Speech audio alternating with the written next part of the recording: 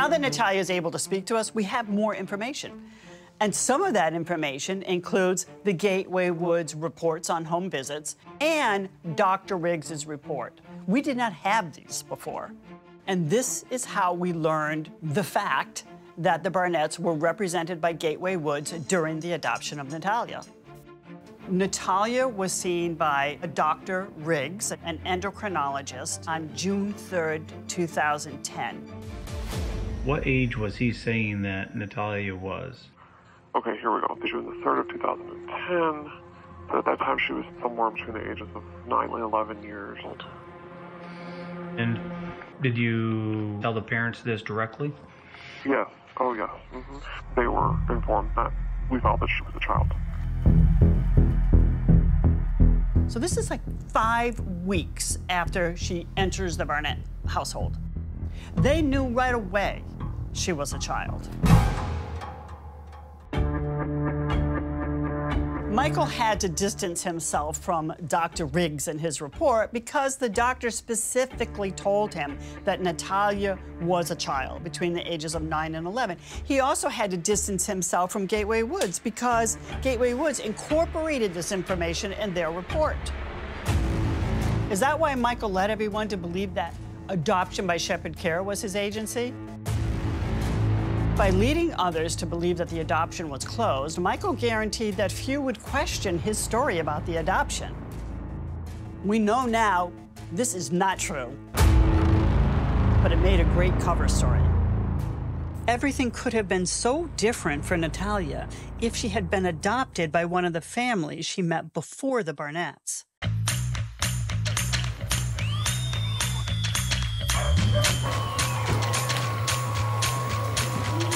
We're the DePauls. It's not a toy.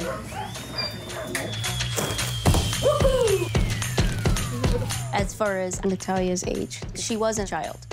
You what? Oh, you finished that. We think the Barnetts should be in jail. Both of them. We attempted to adopt Natalije back in 2009. We set up a private meeting, really, at a museum, museum. Right? Yeah. Her adopted mother at the time brought her. She came in. What a cute kid. Oh, my gosh. She was adorable. So cute. Absolutely. We had Mackenzie already, our daughter, and she was 4. We actually have pictures of Mackenzie and her on the scooter together. Like, they were just like long-lost sisters. Like 2 peas in a pod. It was really nice. And we had 2 subsequent visits. Halloween, and they were both princesses that year. They got ready for bed together. They did everything. Helped each other blow dry their hair. Yeah. And then Mackenzie had a little car. Just adorable 4- and 6-year-old playing in the yard. We were hopeful that it was going to move forward. And yeah, like, I feel like a bomb got dropped, and then we weren't able to see Natalije again after the last visit over Christmas because things just got really messy.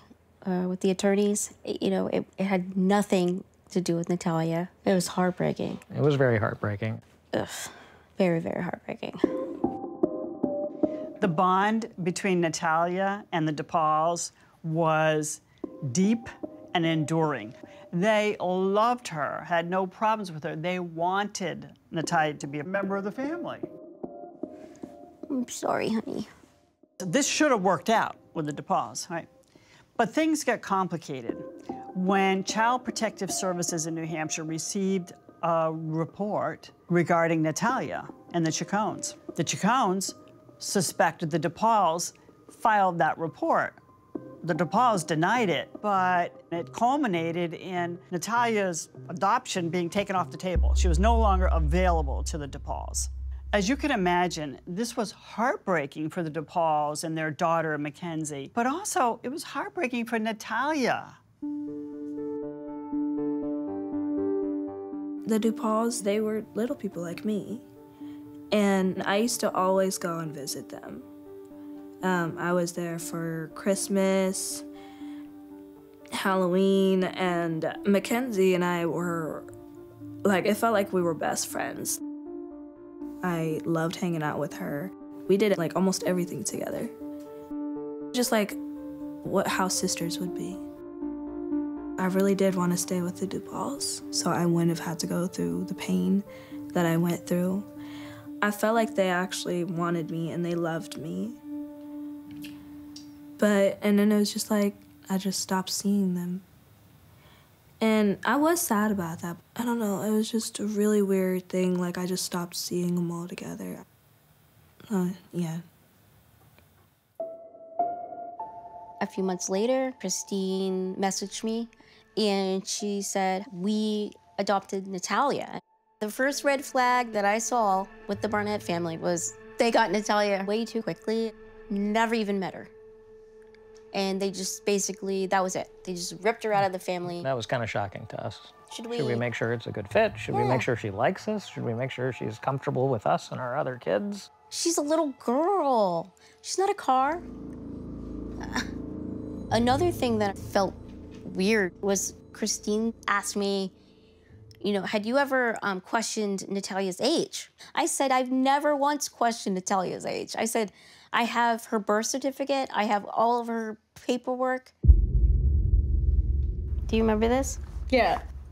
This was at the museum. We first met Natalije. It was in 2009.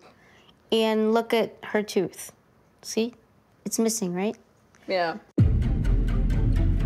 In this picture, you can see the difference. See the teeth? This one's from Halloween, and you see the teeth. And then this one is before that. You could tell the changes, obviously, in her teeth here. And adults don't have changes in their teeth like that.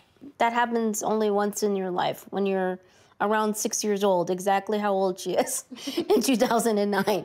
Does that look like a 20-year-old to you? I mean, come on. I'm sorry, but it's just ludicrous.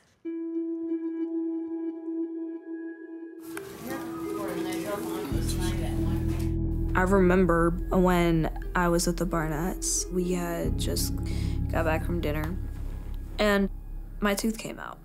I had a wiggly tooth, and my tooth came out. Of course, Christine didn't believe me. She said, why did you pull your tooth out? I said, I didn't pull my tooth out.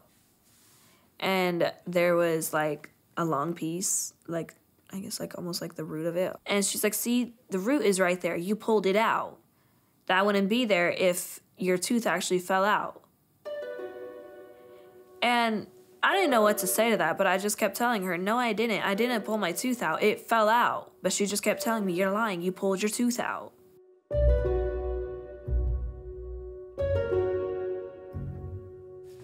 My name is Dr. Tim Gosweiler. I've been practicing general dentistry for 34 years, and I am the dentist that Natalije Barnett and her mother came to see in 2011.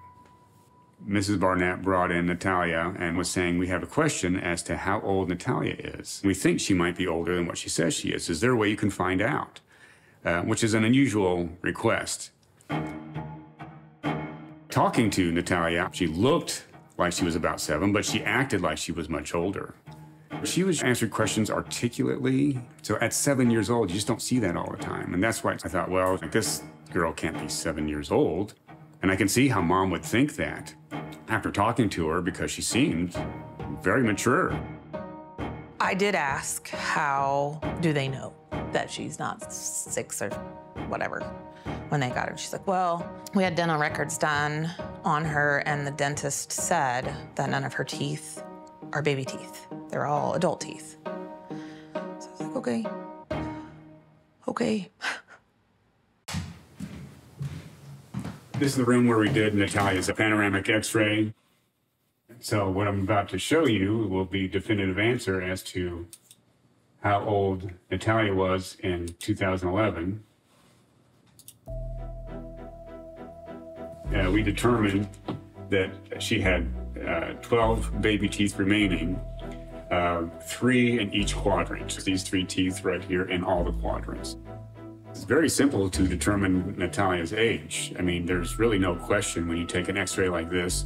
You've got baby teeth, adult teeth, and there's a range that you have for someone who's got this level of tooth development. And that's going to be, let's go to extremes, 6 to 9 years old. This is way too many baby teeth to be an adult. It's indisputable. You can't fake teeth coming in like this. So when Mom and Natalije left, Mom knew that Natalije was around 8 or 9, which is right in the range of what she said that she was. Doctor, I think you know that her age was changed in 2012. Oh, her age was, they legally changed her age? Oh, they tried to, oh, I wasn't aware of that. And what was it changed to? It was to 22, so her birthday was changed from 1989. Oh, really? Wow. Yeah.